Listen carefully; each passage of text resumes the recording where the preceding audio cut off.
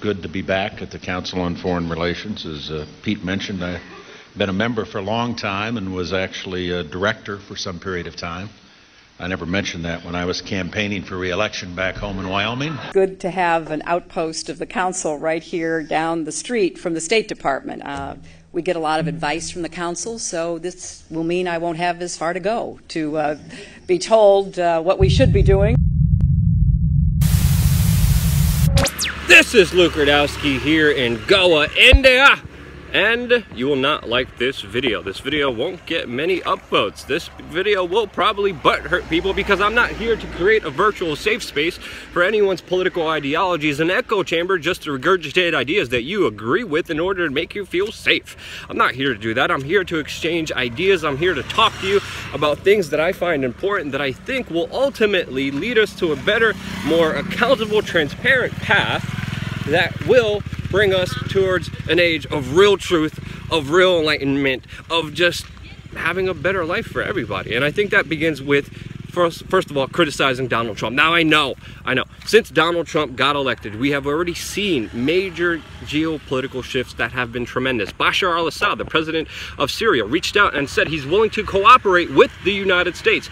We have President Vladimir Putin reaching out saying he's willing to reopen relations with the United States that were closed before. Conversations were over with. They were done with when it came to Syria and the United States and Russia even sitting down at the same table. They left the table. They said they weren't going to be talking to each other anymore, and now that dialogue is open. Canada and Mexico even said that they're willing to negotiate NAFTA and possibly even scrap it, which has brought a huge transition into a more peaceful world just with Donald Trump being elected. He's not even inaugurated yet. He was just elected, and we are already seeing major geopolitical shifts. But stop celebrating.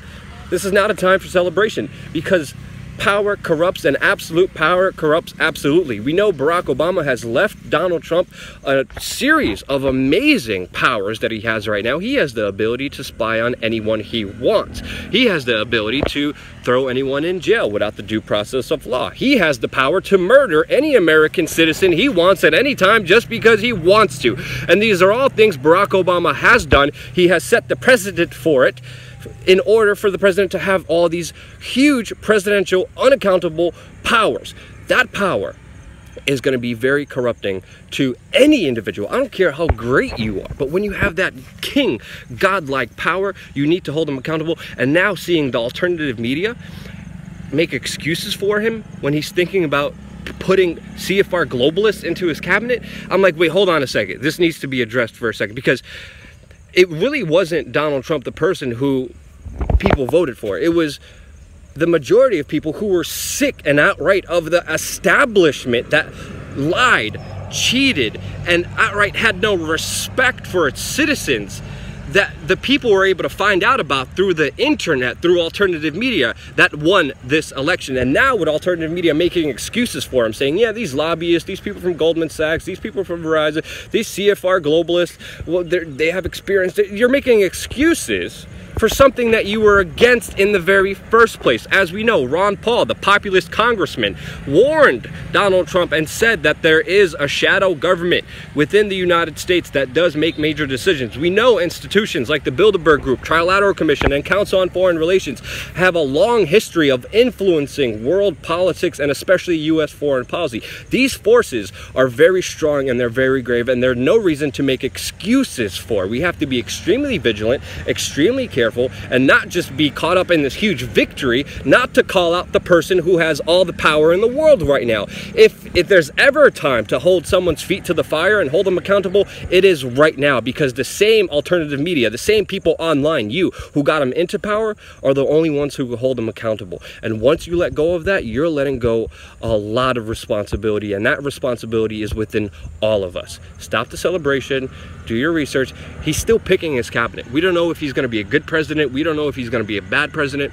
But one thing I do know is that we start making excuses, we become the very worst enemy that we were fighting against. So be smart, people. Stop fucking celebrating this fucker.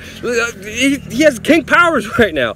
Sure, he did some great things just by becoming president. Sure, people are flabbergasted and amazed that this happened, but the future of this country right now is more in your hands than it ever has been before.